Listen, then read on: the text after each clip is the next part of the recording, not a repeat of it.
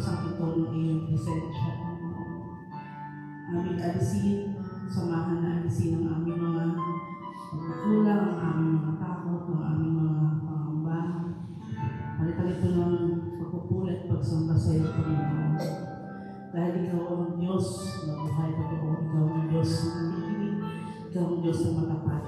Kaya ang gabi ito ay aming inaalay sa iyo, Panginoon, mula sa aming pagpupuli, sa aming panalangin, sa aming pag-awit, sa aming pagsamba at sa pagkinig ng iyong mabuting balita, Panginoon.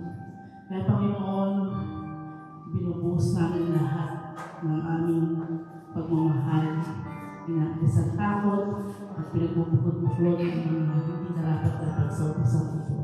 Kaya samahan kami, Panginoon, sa ng aming mga prayer partners here at sa mga hindi pa kumarating na sila ilalayan mo at papuntahin ang ayos dito sa gawain ito. Panginoon, muli kami sumasamba ng walang hanggan sa iyo sa pamamagitan ng mga pag-aawit, sa pamamagitan ng pakikinig, at sa pamamagitan ng pagbibigay ng iyong malang salita, sa pamamagitan ng aming mahal na picture disciple, Brother Roy. Ang lahat ng ito'y aming samot na namin sa iyong maganda Panginoon. As we pray, Our Father, who art in heaven, hallowed be thy name. Thy kingdom come, thy will be done, on earth as it is in heaven.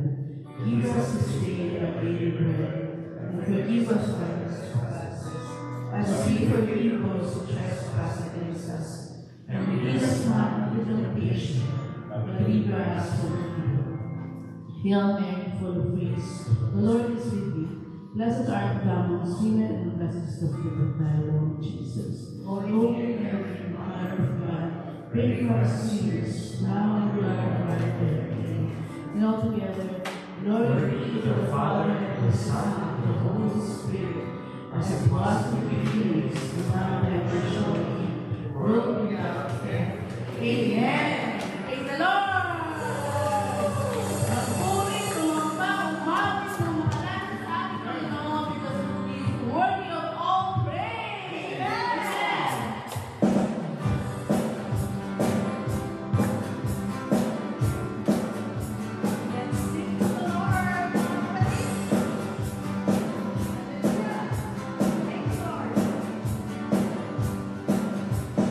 Sing to the Lord.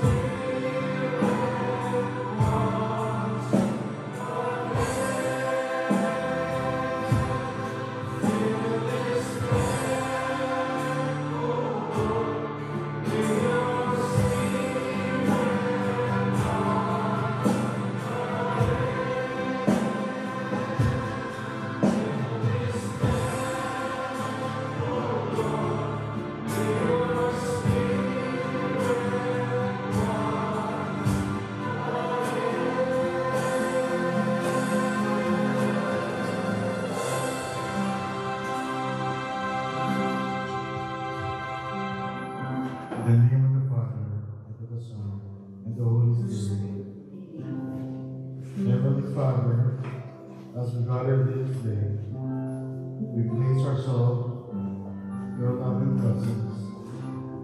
You are the God that brings light into every darkness and reveals what is hidden according to the perfect will. Open our hearts to your word, that we may trust in the power of our promises and believe that nothing spoken by you is ever failed. Help us to listen with faith, to see with clarity, and to live with courage. Lord, you have entrusted to us with gifts and talents. Teach us to ask them not for ourselves alone, but for the good of others and for the glory of your name. May our lives reflect your faith, and may your light shine through us in all that we do. Bless our servant leader, Brother Mike Velarde, and his family. Grant him strength, mentally, physically, and spiritually, as he continues to lead with wisdom and humility. Bless our overall coordinator, Sister Lee Harper. Deepen her faith and fill her heart with greater love for you, our Lord Yahweh Oshawa. Bless our disciple preacher, Brother Roy, and you. Anoint him, Lord, together with the word he proclaims, that we may bring through healing and transformation. Also lift up to you all the choir members, instrumentalists, and every workers. Strengthen their hands, renew their spirits, and bless their service for your glory. Amen. We ask this through Christ our Lord. Amen. Jesus, my helper, I call your name. I cast my cares on you. Jesus, my hope, my tower of strength.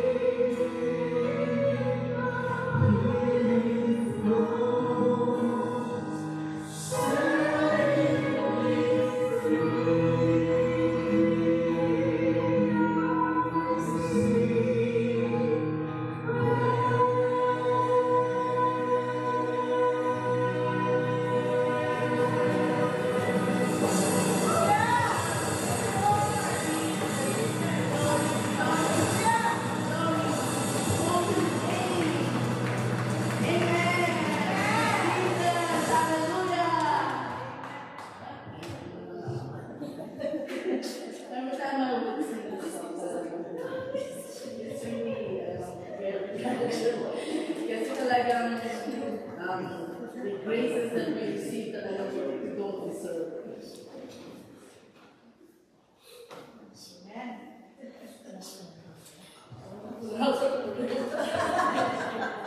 Amen! Amen!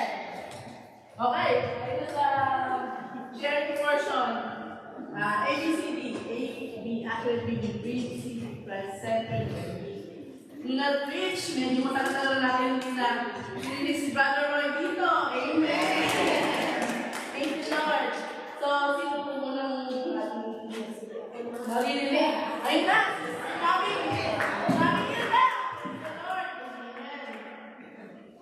Thank you, Lord.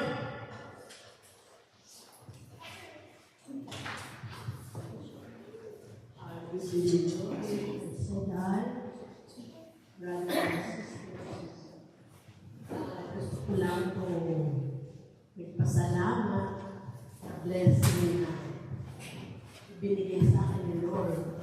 Dahil po nung ako po yung check up sa mga doktor ko, puro po normal naman lahat ng test. So, puro po siya naunahan po ako. At nagpapasalamat din po ako dahil kami po ay maulan sa Pilipinas. Sa darating na Sabado para sa death anniversary na ating nasaman. First year death anniversary. Thank you, Lord, for the opportunity. Thank you. Amen. Oh. Doon sa numbers.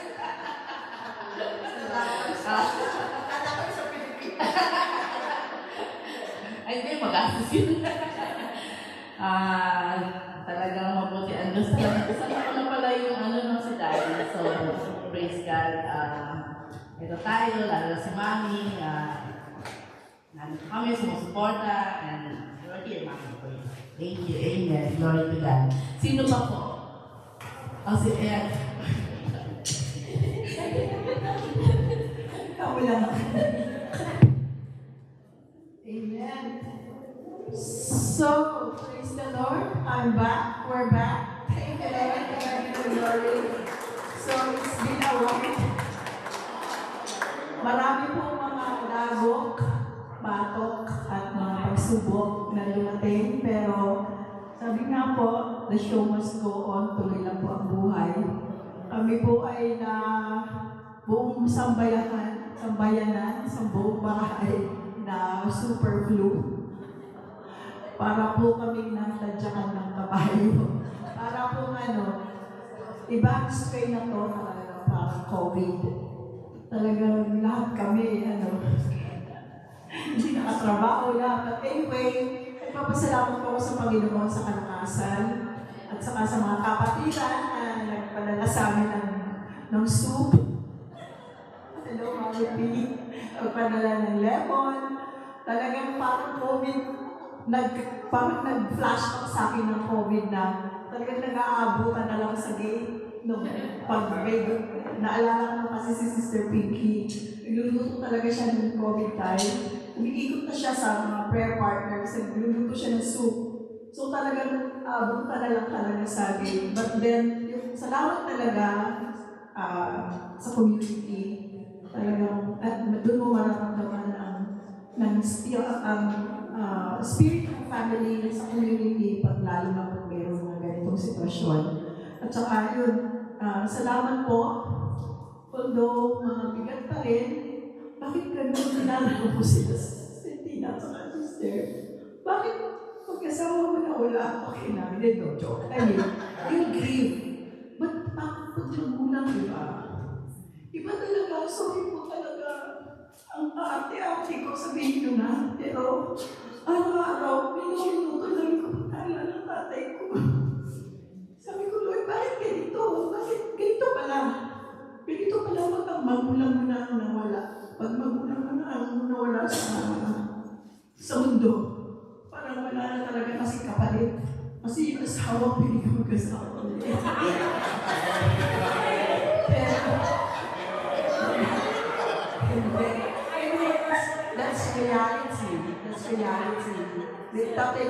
asawa uli eh. Pero pag magulang pala talaga, naalala ko yung mga role. Alam mo, memories talaga yung mga ano sa'yo. So, pasensya na po. Pag-pray niyo po ako, bigyan po ako ng Panginoon ng kalakasan. Kasi ngayon ko lang ito naranasan sa buong buhay ko na hindi ko naman medyo depressing. Kasi hindi na depressing in the sense na ako mismo sa sarili ko, hindi ko maintindihan kung bakit ganito yung nararamdaman ko. Basta alam ko lang namimiss ko lang talaga yung tatay ko. So, salamat sa Diyos, may lalagat na siya sa kanyang pinagpungan sa Saturday. Viewing po niya bukas. So, maraming salamat po sa mga kapatiran na talagang nandun yung panalangin. Yun po. Patuloy lang po kami ipagdasal ng first bed. Together with my thank you. Malaman sa bawang na pinapatol sa iyo yung prayers namin para na. Sana ako. Pero to yun, yung pagkukulang mo. Ako nga, pwede pa namatay ang nanay ko, pero bigla na lang papasok. Sumisan isang gabi, nag-iiyak ako, namimiss ko, parang parang blaming myself na hindi ko siya na take care well, be care ng nanay ko. So, pumapasok yun. So, yung adjustment, ikaw lang ano pala, wala pang sandalo. So, I'm sure dun sa mga nawalan ng magulang. Sabi nila, ang magulang daw, pag nawala, yung daw mga kapatid, yun na kasi mismo yung parang pinahan, nag-hold on sa kanila. Pero, as much as nakikita ko sa atin, lalo na sa amin, sa pamilya ko, lalo kami maging closer. So, siguro gano'n na lang siguro yung panalangin ng nanay sa langit at saka ng tatay ko na yung mga anak ko, mga pasaway yan. Pero ngayon, we're closer. So, thank you, Lord, for that. Salamat po, Panginoon. Amen. So, tayo ng announcement.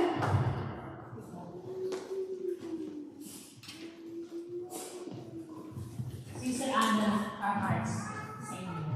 Kasi yung sinabi mo yung parang COVID na nagkakatabutan. It sounds familiar. Yung picture na lang eh. Ang prato nasa labas. Soup nasa labas. Hindi na lang. But napagtagumpayan din natin. So, dumaan tayo, pero yun nga, sabi nga, dumaan tayo, hindi tayo nanatili. Kasi, at the end of the day, amen? Announcement po kay everyone, Bakersfield anniversary, sinong sasama, magpalista na po. Feb 8 Coffee from the Homeless of the Lord's Mission, Feb 15 from Flower Anniversary, June 21 and 22, ang 35th anniversary po ng LA and Europe will be in Montreal, Canada. Kaya kung those who are being able to attend, pamilya ng Panginoon. So, at sa pagpapatuto, thank you Lord, hindi mo sa thank you, pero na-cancel ko yung surgery ko for tomorrow. Kasi yung protest ng Kaiser, na-apektuhan ko nila. Kaya sabi ko, in Jesus' name, pa ako, sabi ko, malik na yung tatlong kamay ko. Sabi ko, in Jesus' name, sabi ko, pero nag-email na ako na, sabi ko, in Jesus' name, malagyan ko ako ng surgery. Thank you po, God bless.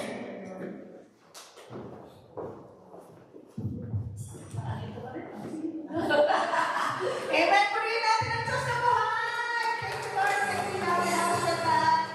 Tayo po ay magsitayo na. Tayo po ay dadako na sa ating pinakihintay na parte ng ating pagpupuri sa ating Yahweh El-Shaddai. Ang pakikinig po ng kanyang mabuting balita na ang kanyang gagamitin ay iba kundi ang ating blessed na international disciple, Brother Roy Remilio. At bago po ang lahat, tayo po muna ay sabay-sabay natin kasabihin ang the Lord's Prayer.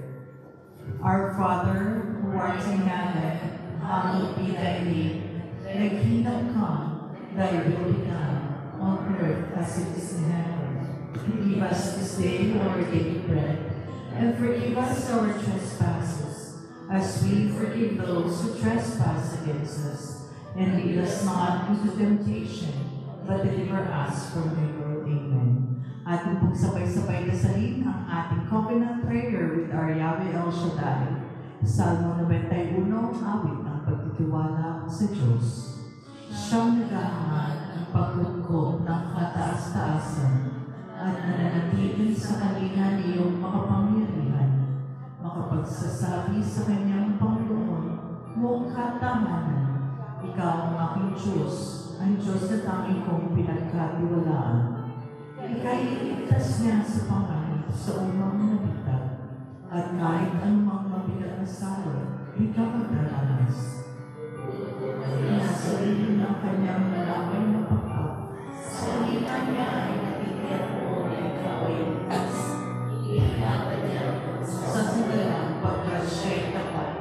Pagsapit ng gabi, hindi ka matatakot sa anumang bagay. Maging sa gagawing bigla ang paglusot, pagsapit ng araw. Di sa ano pa mga karating na salot, pagkagat ng dilim. Di ka matatakot sa kasamang araw kung dumating. Kahit na makuwag sa iyong harapan ang 1,000 tao, sa iyong paligid ang pinanapatay ng 10,000. Di ka matatakot at natitiyak mo, di ka maano. Ika'y namamasid at sa pananood, iyong mamasdan. Iyong masasama ay makikita mo pinag-uusahan.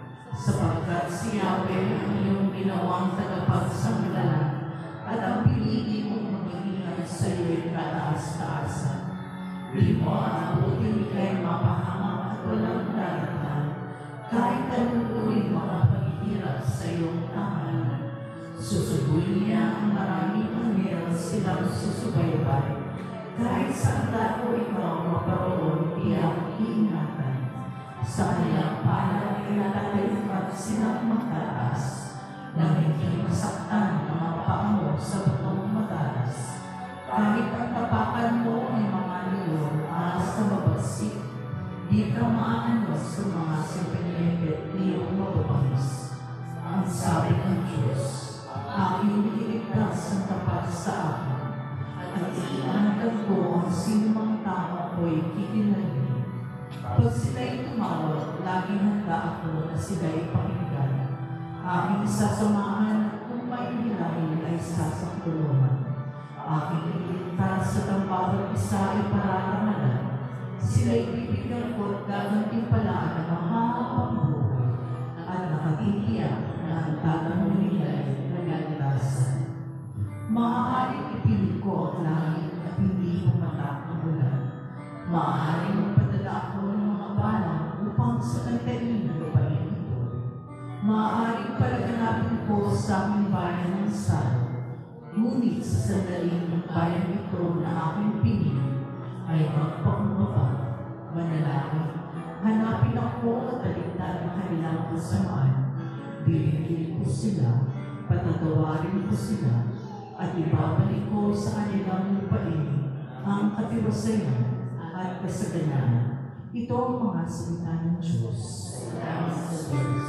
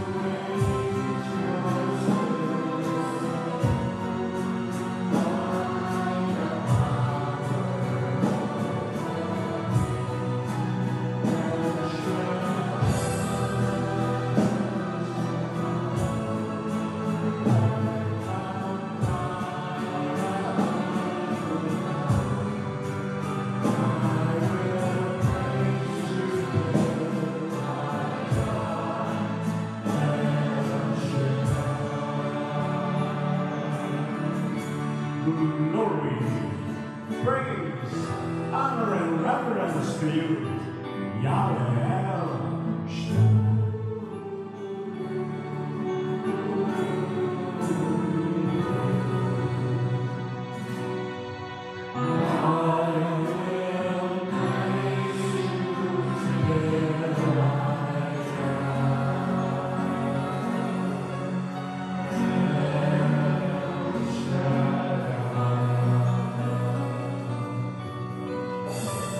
Sisters and brothers, mga kapatid, manalangin tayo sa ngalan ng Ama, Anak, at Espiritu Santo. Amen. Yahweh El Shaddai, our God Almighty, our everlasting Father, we glorify you, we praise, we honor you. Ikaw ang tumawag sa aming lahat ngayong gabi. It is you who called each one of us to be together again as a family, as a community, to come and worship, glorify, and honor you. We are honored and blessed, Father God, to be in this gracious, loving presence. Unworthy we are. We are a sinful people, broken, wounded. But in your mercy, we are blessed. We are purified, we are forgiven, we are renewed again.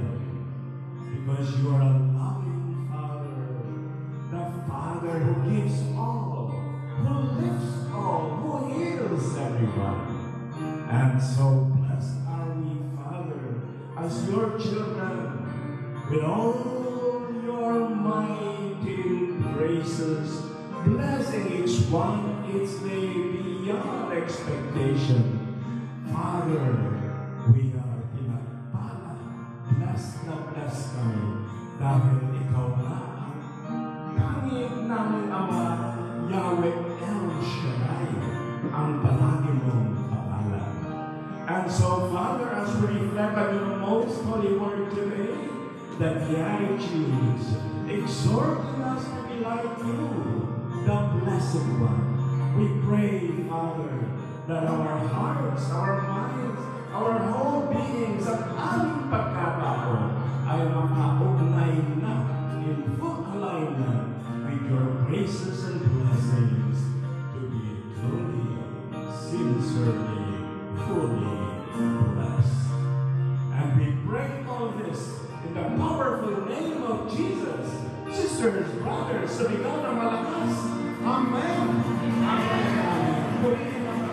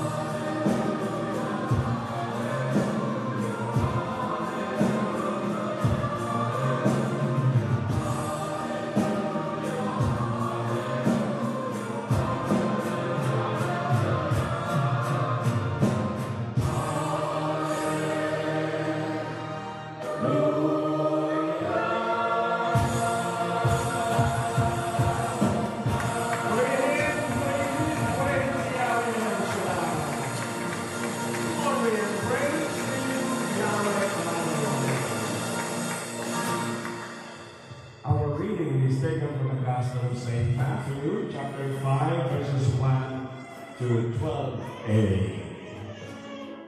May the word of God be in our minds, proclaimed by our lips, and live in our hearts. Amen?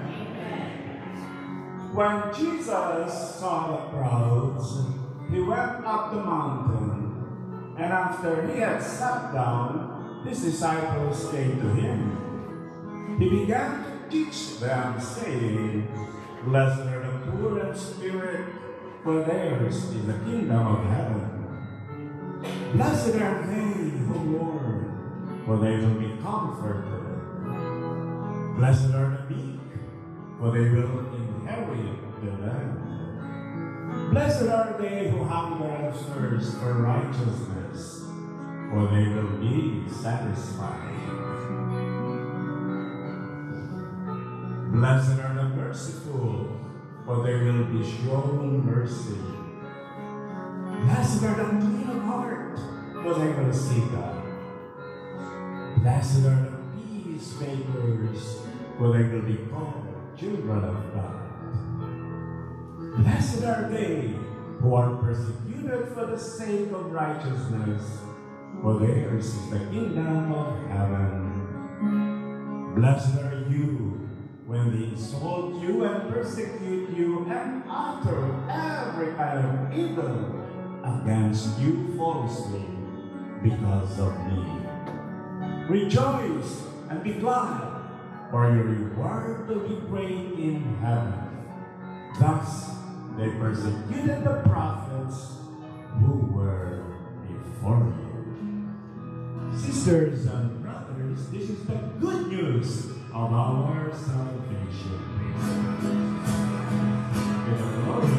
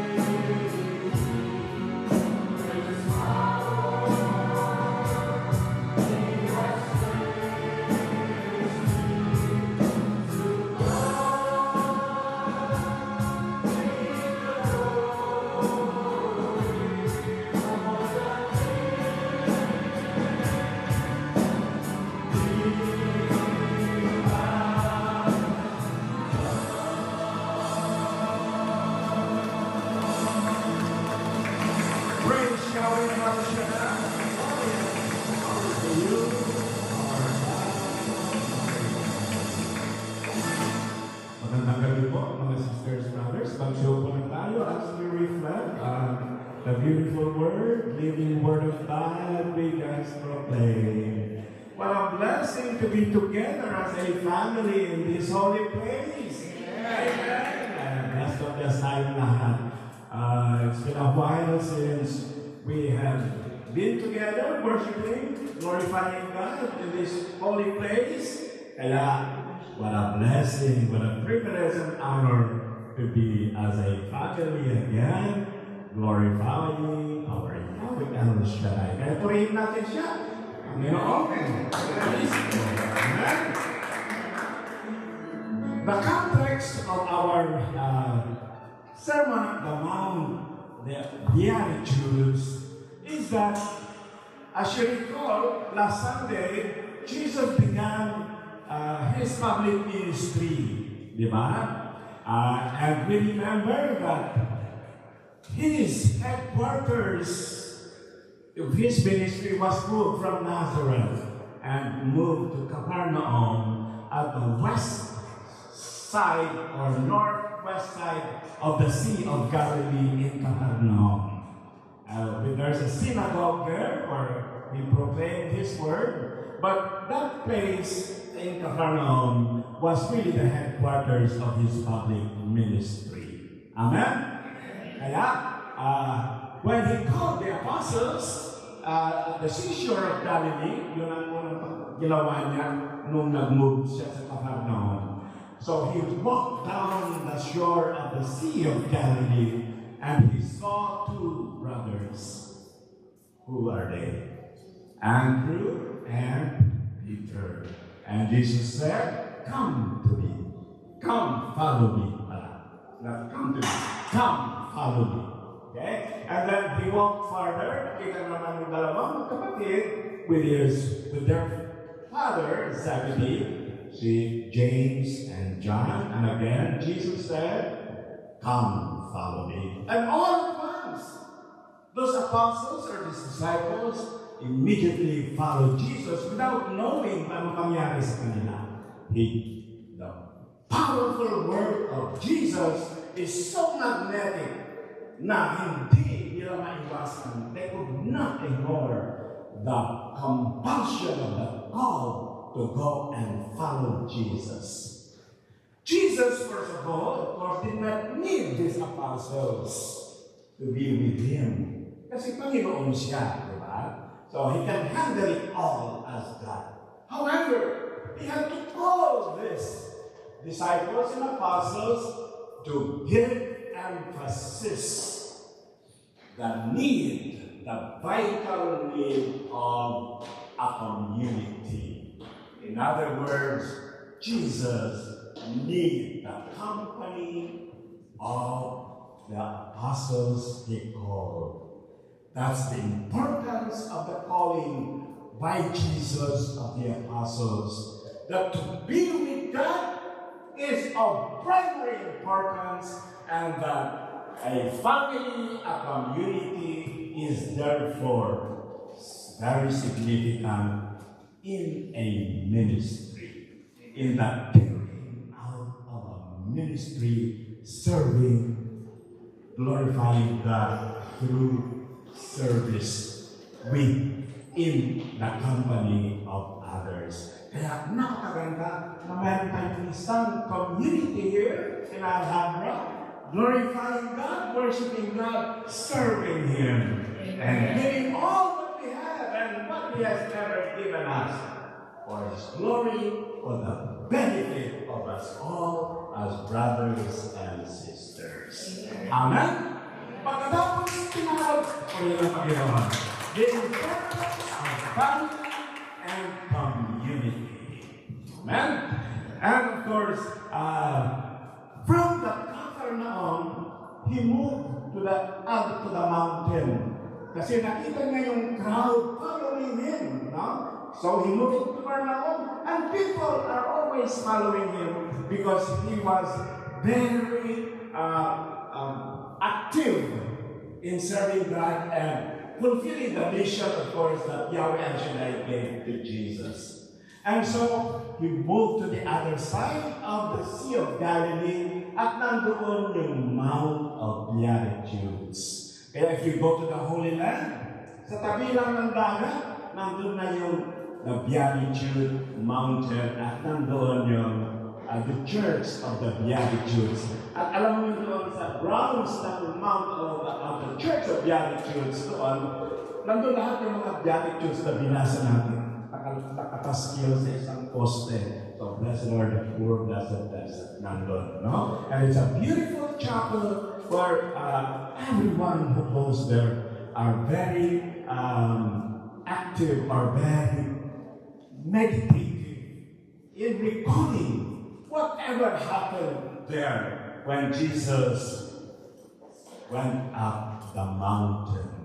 And that's where he did what we call the Sermon on the Mount. Okay? Ano yung Sermon on the Mount? That is the inaugural address of Jesus when he began his public ministry. Okay? So just like when you begin an office, or you begin your bagong elected, for example, position, the president has an inaugural address.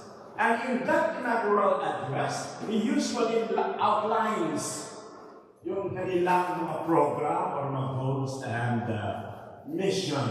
And that's what Jesus did actually. Kasi the Sermon on the Mount is the version of the Ten Commandments in the Old Testament. Because the Sermon on the Mount is now a new way of following, living the will of God as proclaimed and lived by Jesus. Amen? So when Jesus saw the crowd, ang dami kasing sumusunod sa kanya, he went up the mountain and sat. Okay? Very significant ito, He saw the crowd. Napakaraming tao sumusunod. At yung mga tao na yun, come from different backgrounds, nations, different values, etc. But they were all confused. Kaya, ang ginawa ni Jesus, umakyat sa bundok. And then, he sat down. In the Old Testament, mountain is very important because it is in the mountain where the people and God encounter the holy divine presence of Yahweh El Shaddai. Amen? Kaya si Moses umakyat sa Mount Sinai. Sa Transfiguration, yung mga disipulo umakyat doon. Dahil sa bundok, doon nila natatagpuan ang napaka-precious, intimate, close encounter with the divine God. Of course, besides the temple, because there was only a temple in Jerusalem at that time. But besides the temple, it is in the mountain where God's presence is most felt and experienced by the people who are out there. Because it is in the mountain where God comes down and the people go up and meet the memorable, transforming presence of God. Amen? Once he was at the mountain and the hill, umupo na siya.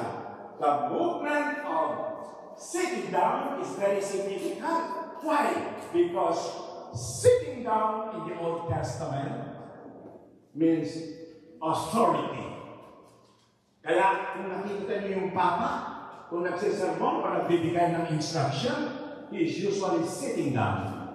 Because all the words that are uttered from his lips are filled with authority. And whoever hears or reads his sermon or homily, therefore, must experience or must comply with the authority, because these words, these instructions are given sitting down. Amen? And that's what the church follows when Jesus goes up the mountain and sat down. Upon sitting down, sino ang napunta doon? Ang kanyang mga alagad na tinawag niya. Not the crowd. The crowd were up there. But those who were compelled and knew that this Jesus, who is going to teach them in full authority, has something worthy to hear from. And that is why yung mga alagad na pinatatawag ay nandun nakinig at tumutuloy. Amen? Because this Jesus sitting down is a teacher. Siya ay guru. At yung mga nakikinig na nakaupo ay disipulo. Disipulo is one who learns by hearing from the teacher, Jesus. And also, as they hear the instructions and teaching given in full full authority, the disciples now become followers. Kaya ang tawag na, follow me. They are now going to be followers of this teacher, Jesus, whom they had followed because his calling was so magnetic that you cannot simply ignore and reject the calling of the Master, the teacher, Jesus. Amen? Kaya nga Panginoon. And what Jesus taught, of course, when he was sitting down, is what we call the Beatitudes. Kaya, yung Beatitudes ay galing sa salita ay ng Grego, Makario, which means fortunate or blessed. Or another translation is that full of delight. You are full of bliss. You are full of goodness. Dahil ikaw na ay pinagtala. Blessed are you. Okay? Kaya, when you are good in beatitude, you are filled, saturated, punong-puno ka ng kaginhawaan, punong-puno ka ng blessings, pagpapala, punong-puno ka ng tuwa at galak because you are filled with God's many unlimited blessings. Amen. Kaya Panginoon, kaya ang ating Panginoon na si Jesus is a God who blesses so much, beyond compare, unlimited, ang kaniyang mga pagpapalang binubuhos sa bawat isa. At ito nga ay ang mga Beatitudes. Kung i-compare natin yung Beatitudes at saka yung Ten Commandments given to Moses, dahil ito na ang inaugural opening address of Jesus in the Old Testament. Yung Old Testament, ang puntos doon ay always avoidance. Kaya negative ang tunog. Thou shalt not kill. Thou shalt not commit adultery. Thou shalt not bear false against your neighbor. No? Ganun na. Negative orientation. Kasi ang mga tao noon sa Old Testament are always violating. They were violators of God's commands. Kaya negative ang tone ng mga commandments doon na ibinigay kay Moses. Ngayon, dahil si Jesus na ay siya na ay the Messiah, the anointed one, the Christ, hindi na negative ang duration niya, ang tunog niya. It is more of exhortation. It is more of your voluntary compliance to this encouragement, to these exhortations na binibigay ng Panginoon. Kaya, yung mga Beatitudes are more of a positive exhortation kaysa yung Ten Commandments. No? Refrain, avoid. Ito ay, halina, napakabuti ito, gawin niyo ito. Why? Dahil ang reward, ang mga pagpapalang tatanggapin ninyo ay walang katapusan dahil hindi lamang inuutos or demand. These are coming and flowing from the free and intentional action coming from you.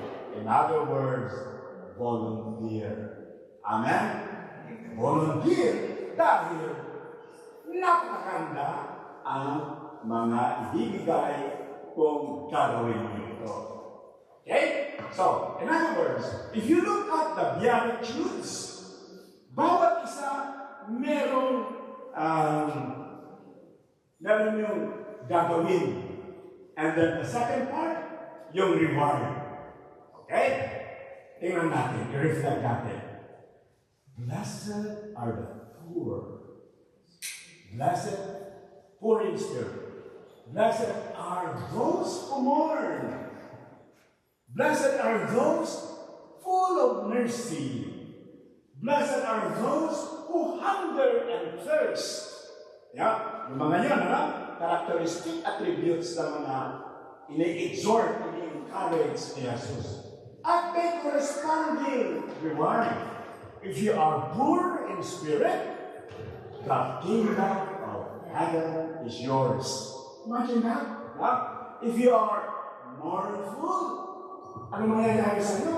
You will be comforted. Nandun ba, sister? Okay, very good. Very helpful yan. Kasi, alam mo yan naman, pero alam niyo na, mag-a-advance ang ating mga memory. kaya kailangan ng katulong dito. Thank you, sister. So, ang una nga, poor in spirit, mourn, meek. Yan, malimutan ko na yan kanina. Blessed are the meek. They will inherit the earth for their land. Those who hunger and thirst for righteousness, they will be satisfied. So, yun, no? So, the first part, yun yung mga gagawin, ini-exhort, ini-encourage tayo, and if you fulfill that, there is a corresponding reward. Infinite, talaga naman, no? Okay. Isa-isahin natin ito, and please give me the last 3 minutes, best warning yung kasi minsan hindi ako marunong huminto. Malam na spirit ko ay Okay, blessed are the poor in spirit. What does that mean? Ini-encourage ba ni Jesus na magiging dukha tayo? Hindi. Poor in spirit means ang kailangan na gusto natin, ang kalooban ng Panginoon is that we are reliant. We trust, surrender everything to God. Kaya, there's a sense of emptiness in you. Dahil walang-wala ka na. But if you surrender yung pagkawala mo sa Panginoon, there is trust, there is reliance, there is dependence on God alone. Amen. Ibig sabihin, have that mindset na you really need God in everything. In every way, in every circumstance, in every situation, kinakailangan natin ang ating Panginoon na mapagmahal, the God always provides, the God who is worthy, the God who is always dependable. He can never disappoint us when you and I, His children, surrender themselves to Him alone. Amen? Yun ang ibig sabihin ng poverty. Hindi yung pagkawalang laman ng bulsa. Hindi yung pagkawalang bahay o walang makain. It is more of a reliance. Just like sabi nga niya, if you want to follow me, remember that mabuti pa yung mga foxes. Foxes have dens. And birds have nests, but the Son of God, me, Jesus, have nowhere to lay His head. Ibig sabihin, walang-wala si Jesus sa kanyang mga material na kailangan possessions, but in complete surrender to His Father, He has everything. Amen? That's what we mean by poverty in spirit. Amen? Pangalawa, mournful. Blessed are those who mourn, for they shall be comforted. First, we feel the grief that we experience when we lose or somebody or someone or something. Talagang ma-feel natin yun. We feel the pain, we feel the sorrow and confide. Yes, that's part of living here on earth, one of the effects of the original sin that Adam and Eve committed and we have inherited. Yes, the original sin was forgiven at our baptism, but the effects of that original sin lingers from generation to generation. And one of that effect is grief. When we lose something, a loved one, someone very dear to us. Amen? Amen. But the beatitude that Jesus is trying to emphasize here is a sorrow, a contrition, a contrite heart, because you have offended this God who loves you so much. Ibig sabihin, paano mo? How can you hate? Or how can you hurt? Or how can you offend? Let's say, for example, a mother, a father who loved you so much. Yun ang ibig sabihin. The only effect that can flow from your heart is mourn, be sorrowful, be filled with grief. What separates us is sin. What separates us from the goodness and love of God is sin, kasalanan. And when we commit a grievous sin, we are lost. We lose the love of a God who gives you everything, who sustains you every day. No? And therefore, the beatitude is when you commit a serious grievous sin, be mournful, because you will be comforted. Amen?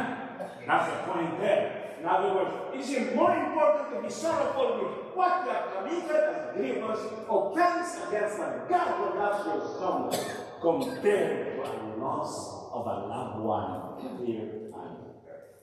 Amen? Because when you are filled with mournfulness, you will be comforted. Comfort has two words. It comes from two Latin words. Cum means with. Fortis means courage. So when you are comforted, hindi ka patay-patay. You are filled with bravery and courage. To what? To face the devil who will make you separate again from the love of God by sinning. Amen? Because sin is a loss of the love of God's presence, life in you. Kaya ang lesson doon sa beatitude na yan is mas importante na mag-grieve ka sa lahat ng mga kasamahan na ginawa mo sa buhay. Because when you do your mourning to the sins committed, you will be given courage, bravery to move forward, to do good to others, and to love Yahweh El Shaddai. Amen. Amen? Amen. Ang mga ito ay blessed are ito na tayo, meek. Okay. Meek naman ito ay, ang lesson dyan ay more of discipline and control. If you are meek and humble of heart, you are filled with discipline and control of oneself. And that, when you are able to do that, you feel lowly because easily you are, at times we have that pride in us at nalilimutan natin na tayo pala ay came from dust. And therefore, we need to discipline, especially our emotions, our efforts. Kaya, it's like a horse that is so wild. And when you are able to control that by disciplining that wildness in us, we become lowly and meek. Yan ang ibig sabihin ng no? And when we are able to do that, we inherit the whole earth. So what does that imply? That beatitudes or the kingdom of God's presence begins now while you are on earth.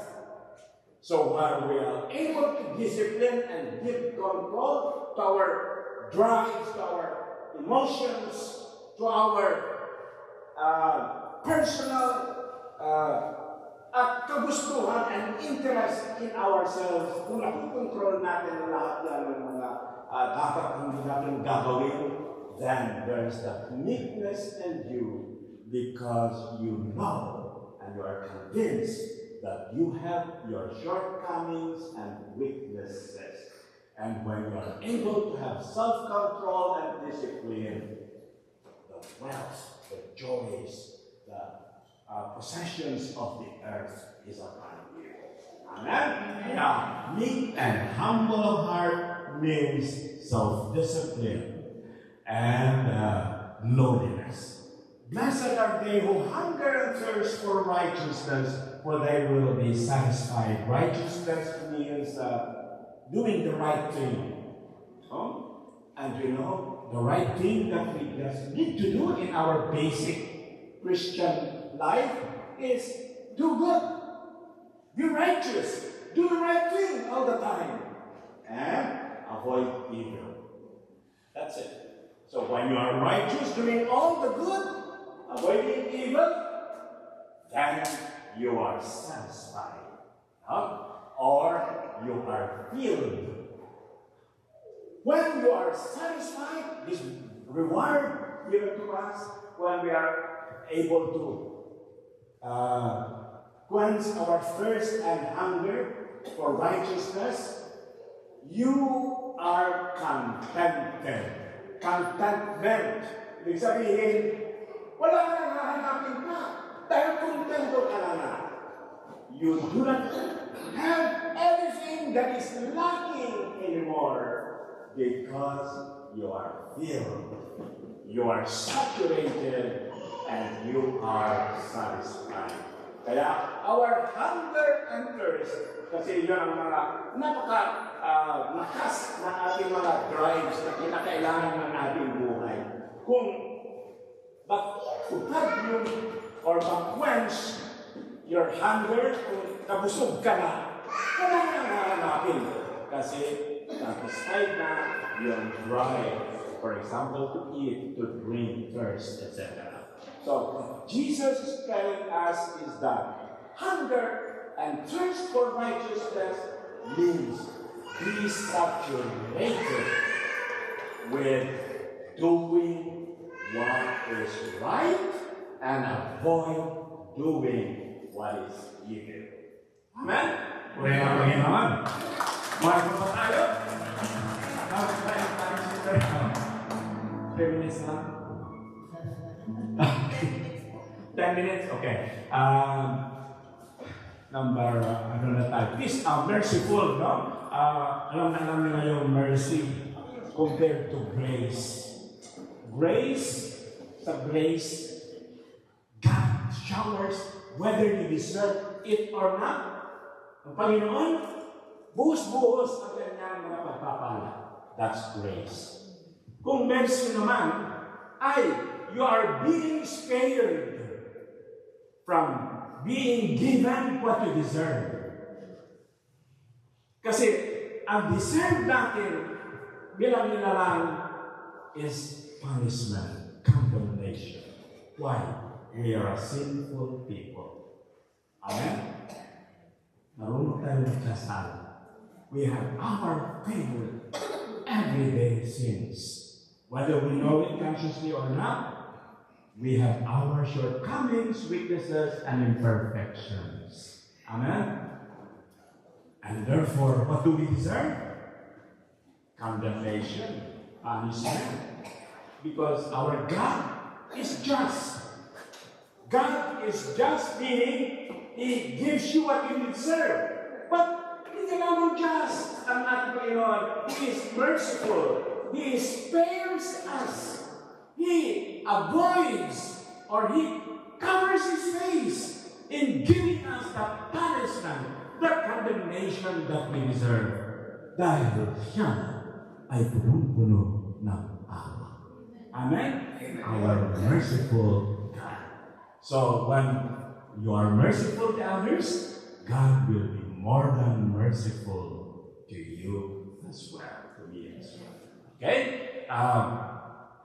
And then, ito na ay clean of heart. They will see God. Yung clean of heart ay single-minded lang ang iyong pag-iisip at iyong focus. Iisa lamang. Ang focus lamang yan when you are clean of heart is si Jesus. Huwag ka nang tigil-tigil pa sa mga iba't-ibang distraction sa mundo. Ang ating focus lamang ay si Jesus. That's what it means. Pure of heart. And therefore, cleanliness. Wala nang dumi. Wala nang distractions at disturbo sa iyong buhay. Dahil ang focus, focus lamang ng iyong buhay ay ang paglilingkod at mamahalin si Jesus at tutuparin lamang lahat ng kanyang kalooban para sa iyo. Amen? Single-mindedness. And therefore, what will happen to you? You will see God face to face. Yan ang tawag natin na beatific vision. Talagang kitang-kita mo na ang Panginoon sa kanyang kaharian. Peacemakers, of course, yung prayer ni St. Francis, make me a channel of your peace. Well, there is hatred, that there is no love. Mga ganun, no? Kaya natin yung peacemakers. At magawa mo lahat yung sa prayer ni St. Francis, you will be good children of God. Amen? Para ng Panginoon. And then, if you are persecuted for the sake of righteousness, yours is the kingdom of heaven. And then, kung na-insult ka naman at persecute you and utter every kind of evil against you falsely because of me. No? Ang mangyayari sa iyo yan ay magalak ka. Rejoice and be glad, for your reward will be great in heaven. Thus, they persecuted the prophets who were before you. Kaya ganun ang nangyari sa mga propeta. Namatay lahat sila. Dahil they were persecuted. Talagang maraming kahirapan na dinanas ng mga propeta. So when you are in the same boat as like the prophets, when people, lalo na tayo mga Kristiyano, ang dami natin kaaway-kaan, di ba? Our Catholic faith has so many enemies around the world. And so, there's, sabi nila, go to Nigeria, go to China, and so forth. And so, ang dami na persecute in the name of Jesus. Kaya, sabi naman ni Jesus doon ay rejoice and be glad, for the kingdom of heaven is yours. In other words, what is in that kingdom? Of course, ang ating Panginoon, si Yahweh El Shaddai, mga banal, mga anghel, at ayunin eventually, because we are mga banal in the making. We are saints in a pilgrimage to the kingdom of God. We are making ourselves banal. How? Through the Beatitudes. Be poor in spirit, be mournful, be merciful, be peacemakers, be pure and clean of heart, be persecuted in the name of Jesus, be meek and humble of heart, be merciful and all. And that is our mission. As baptized Catholic Christians, ito ang exhortation ni Jesus na dapat natin gawin. At alam niyo, sisters and brothers, the standards of Jesus for you and me to become His true follower ay napakataas. Itong chapter 4 is only first part of the Sermon on the Mount. Kasi sa susunod na chapter 5, 6, and 7, nandoon yung mga teachings niya tungkol sa slapping your face. If somebody slap your face on the right cheek, you give the other cheek. Something like that, no? If somebody asks you to walk 1 mile, go for another mile. Hindi lang isa. If somebody asks for your coat, don't just give him the coat. Ibigay mo rin yung tunic mo, no? Etc.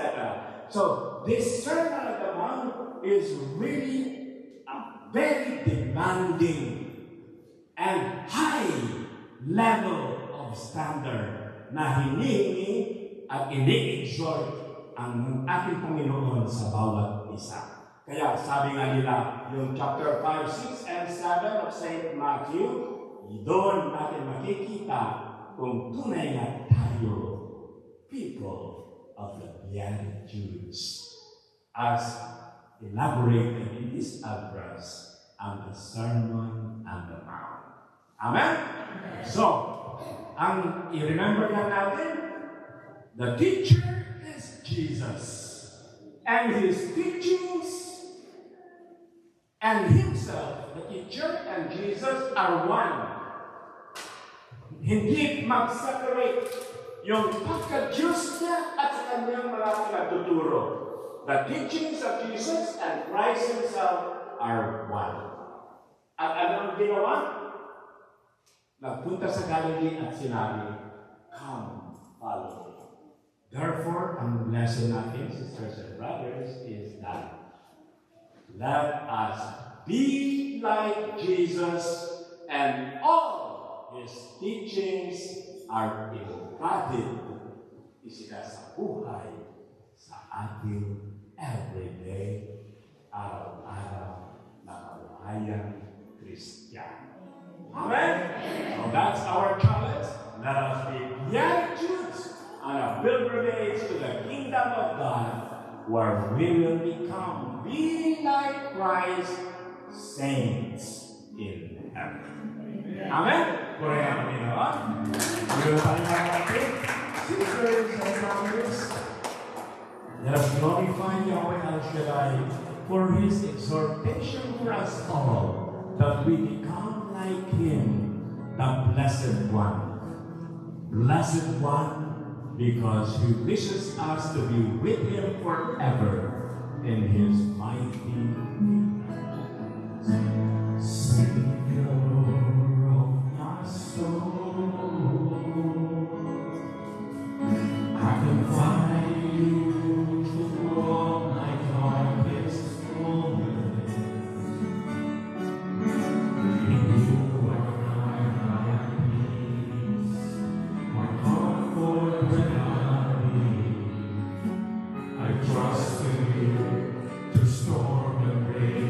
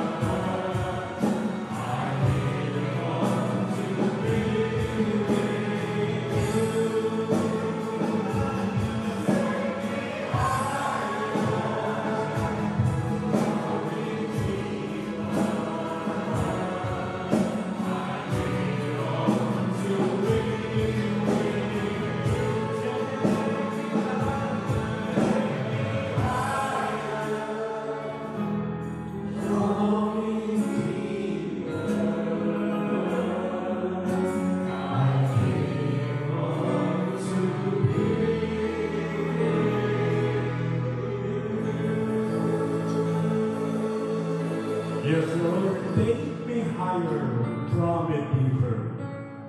I give it all to you. That's my gift to you. And so at this time, sisters and brothers,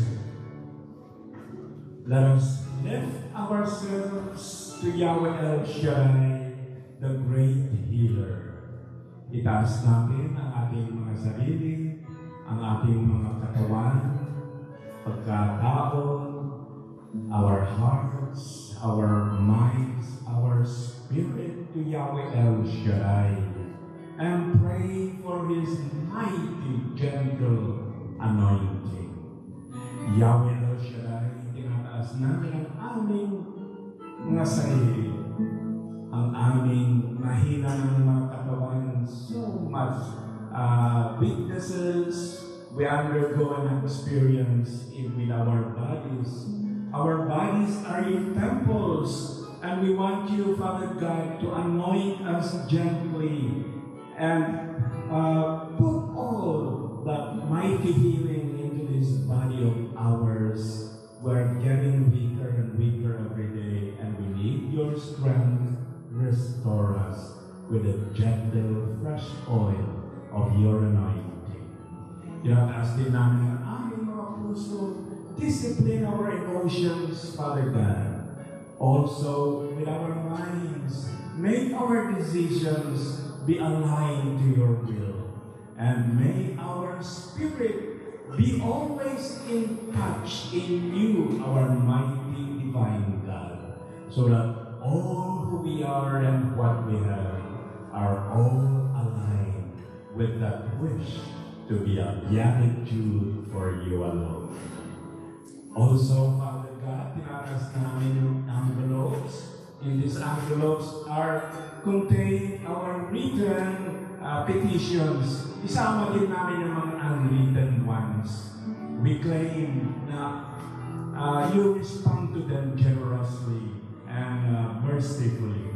In these envelopes also, Father, are our expressions of gratitude.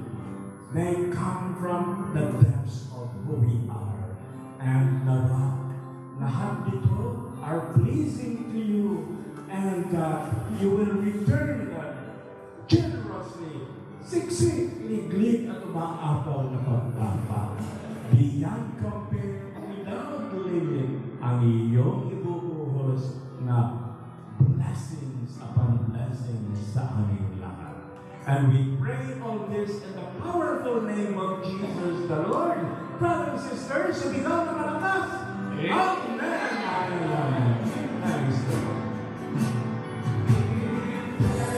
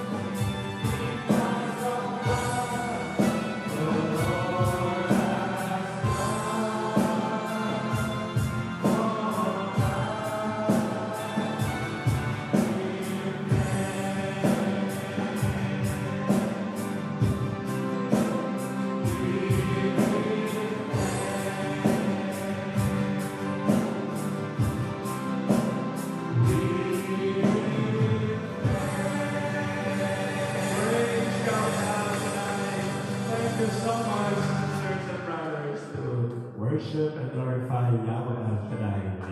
And thank you for listening. Oh, Brother Gary, lift our hands to Brother Roy.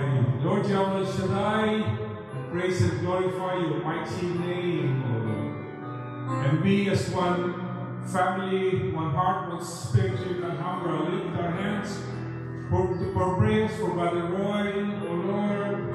And we ask the whole family and loved ones, O Lord, be blessed, Panginoon. Bless them mightily, cover them with the precious blood of Jesus, keep them away from any sickness or any danger, O Lord, and pour upon him blessings upon blessings upon blessings.